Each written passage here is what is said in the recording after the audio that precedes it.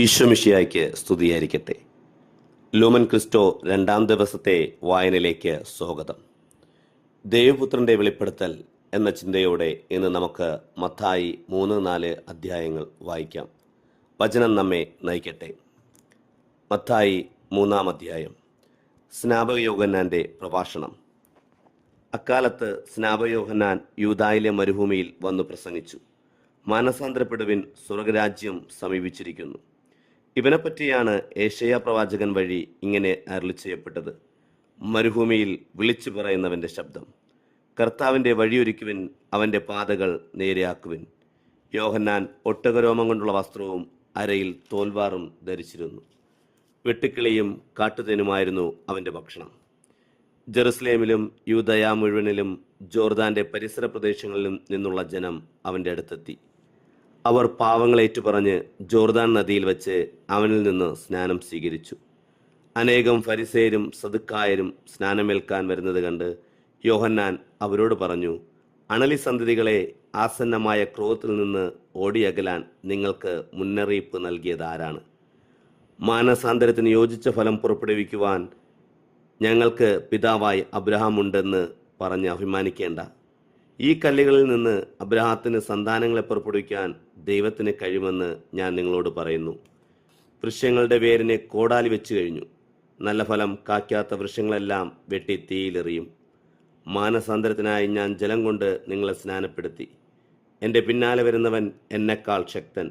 അവൻ്റെ ചെരുപ്പ് വഹിക്കാൻ പോലും ഞാൻ യോഗ്യനല്ല. അവൻ പരിശുദ്ധാത്മാവിനാലും അഗ്നിയാലും നിങ്ങളെ സ്നാനപ്പെടുത്തും. വീശുമുറം അവൻ്റെ കയ്യിലുണ്ട്. അവൻ കളം വെടുപ്പാക്കി ഗോതമ്പ് അറപ്പുരയിൽ ശേഖരിക്കും, പതിരുകെടാത്ത തീയിൽ കത്തിച്ചു കളയുകയും ചെയ്യും. യേശുവിൻ്റെ ജ്ഞാനസ്നാനം. യേശു യോഹന്നാനിൽ നിന്ന് സ്നാനം സ്വീകരിക്കാൻ ഗലീലിൽ നിന്ന് ജോർദാനിൽ അവൻ്റെ അടുത്തേക്ക് വന്നു. ഞാൻ നിന്നിൽ നിന്ന് സ്നാനം സ്വീകരിക്കേണ്ടിയിരിക്കെ നീ എൻ്റെ അടുത്തേക്ക് വരുന്നുവോ എന്ന് ചോദിച്ചുകൊണ്ട് യോഹന്നാൻ അവനെ തടഞ്ഞു. എന്നാൽ യേശു പറഞ്ഞു: ഇപ്പോൾ ഇത് സമ്മതിക്കുക, അങ്ങനെ സർവ്വനീതിയും പൂർത്തിയാക്കുക നമുക്ക് ഉചിതമാണ്. അവൻ സമ്മതിച്ചു. സ്നാനം കഴിഞ്ഞ ഉടൻ യേശു വെള്ളത്തിൽ നിന്ന് കയറി. അപ്പോൾ സ്വർഗം തുറക്കപ്പെട്ടു. ദൈവാത്മാവ് പ്രാവിൻ്റെ രൂപത്തിൽ തൻ്റെ മേൽ ഇറങ്ങി വരുന്നത് അവൻ കണ്ടു. ഇവൻ എൻ്റെ പ്രിയപുത്രൻ, ഇവനിൽ ഞാൻ പ്രസാദിച്ചിരിക്കുന്നു എന്ന് ഒരു സ്വരം സ്വർഗത്തിൽ കേട്ടു. അധ്യായം 4. മരുഭൂമിയിലെ പരീക്ഷ. അനന്തരം പിശാചിനാൽ പരീക്ഷിക്കപ്പെടുന്നതിന് യേശുവിനെ ആത്മാവ് മരുഭൂമിയിലേക്ക് നയിച്ചു. യേശു 40 ദിനരാത്രങ്ങൾ ഉപവസിച്ചു. അപ്പോൾ അവന് വിശന്നു. പ്രലോഭകർ അവനെ സമീപിച്ചു പറഞ്ഞു: നീ ദൈവപുത്രനാണെങ്കിൽ ഈ കല്ലുകൾ അപ്പമാക്കാൻ പറയുക. അവൻ പ്രതിവചിച്ചു: മനുഷ്യൻ അപ്പം കൊണ്ട് മാത്രമല്ല, ദൈവത്തിൻ്റെ നാവിൽ നിന്ന് പുറപ്പെടുന്ന ഓരോ വാക്കുകൊണ്ടുമാണ് ജീവിക്കുന്നത് എന്ന് എഴുതപ്പെട്ടിരിക്കുന്നു. അനന്തരം പിശാച് അവനെ വിശുദ്ധ നഗരത്തിലേക്ക് കൂട്ടിക്കൊണ്ടുപോയി. ദേവാലയത്തിൻ്റെ അഗ്രത്തിൽ കയറ്റി നിർത്തിയിട്ട് പറഞ്ഞു: നീ ദൈവപുത്രനാണെങ്കിൽ താഴേക്ക് ചാടുക. നിന്നെക്കുറിച്ച് അവൻ തൻ്റെ ദൂതന്മാർക്ക് കൽപ്പന നൽകും. നിന്റെ പാദം കല്ലിൽ തട്ടാതിരിക്കാൻ അവൻ നിന്നെ കൈകളിൽ താങ്ങിക്കൊള്ളും എന്ന് എഴുതപ്പെട്ടിരിക്കുന്നു. യേശു പറഞ്ഞു: നിന്റെ ദൈവമായ കർത്താവിനെ പരീക്ഷിക്കരുത് എന്നുകൂടി എഴുതപ്പെട്ടിരിക്കുന്നു.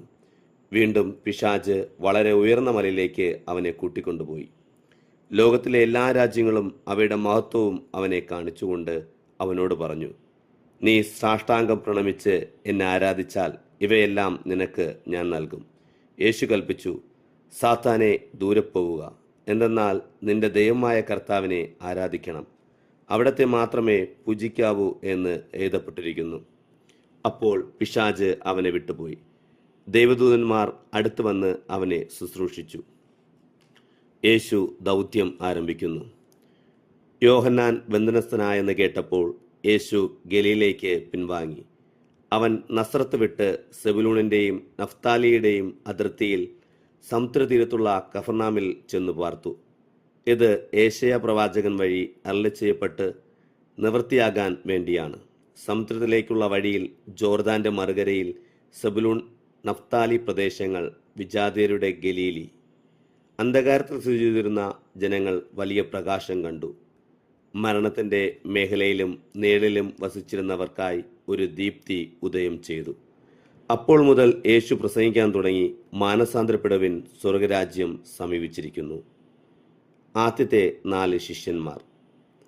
അവൻ ഗലീലി കടൽ തീരത്തേക്ക് നടക്കുമ്പോൾ കടലിൽ വല വീശിക്കൊണ്ടിരുന്ന 2 സഹോദരന്മാരെ കണ്ടു. പത്രോസ് എന്ന് വിളിക്കപ്പെടുന്ന ശിമോനെയും സഹോദരൻ അന്ത്രയോസിനെയും. അവർ മീൻപിടുത്തക്കാരായിരുന്നു. അവൻ അവരോട് പറഞ്ഞു, എന്നെ അനുഗമിക്കുക, ഞാൻ നിങ്ങളെ മനുഷ്യരെ പിടിക്കുന്നവരാക്കും. തൽക്ഷണം അവർ വലകൾ ഉപേക്ഷിച്ച് അവനെ അനുഗമിച്ചു. അവർ അവിടെ നിന്ന് മുന്നോട്ട് നീങ്ങിയപ്പോൾ വേറെ 2 സഹോദരന്മാരെ കണ്ടു, സെബെദിപുത്രനായ യാക്കോബും സഹോദരൻ യോഹന്നാനും. അവർ പിതാവുമൊത്ത് വഞ്ചിയിലിരുന്നു വല നന്നാക്കിയായിരുന്നു. അവരെയും അവൻ വിളിച്ചു. തൽക്ഷണം അവർ വഞ്ചി ഉപേക്ഷിച്ച് പിതാവിനെയും വിട്ട് അവനെ അനുഗമിച്ചു. യേശു രോഗികളെ സുഖപ്പെടുത്തുന്നു. അവൻ അവരുടെ സിനഗോഗുകളിൽ പഠിപ്പിച്ചും രാജ്യത്തിൻ്റെ സുവിശേഷം പ്രസംഗിച്ചും ജനങ്ങളുടെ എല്ലാ രോഗങ്ങളും വ്യാധികളും സുഖപ്പെടുത്തിയും ഗലീലി മുഴുവൻ ചുറ്റി സഞ്ചരിച്ചു. അവൻ്റെ കീർത്തി സിറിയയിലെങ്ങും വ്യാപിച്ചു. എല്ലാ രോഗികളെയും വിവിധ വേദികളിലും വ്യതകളെല്ലാം അവശരായവരെയും പിശാചുബാധിതർ, അപസ്മാര രോഗികൾ, തളർവാദക്കാർ എന്നിവരെയും അവർ അവൻ്റെ അടുത്തേക്ക് കൊണ്ടുവന്നു. അവൻ അവരെ സുഖപ്പെടുത്തി. ഗലീലി, ദക്കാപ്പോളി, ജെറുസലേം, യൂദയ, ജോർദാന്റെ മറുകര എന്നിവിടങ്ങളിൽ നിന്ന് വലിയ ജനക്കൂട്ടങ്ങൾ അവനെ അനുഗമിച്ചു. പ്രിയമുള്ളവരെ, ഇന്നത്തെ ഈ വചനവായന ഇവിടെ അവസാനിക്കുമ്പോൾ ദൈവപുത്രനായ യേശു വചനം കൊണ്ട് പരീക്ഷകളെ ജയിച്ചതുപോലെ ഈ വചനം നമ്മുടെ ജീവിതത്തിലും കരുത്താകട്ടെ. ക്രിസ്തുവിൻ്റെ പ്രകാശം നമ്മോടുകൂടെ.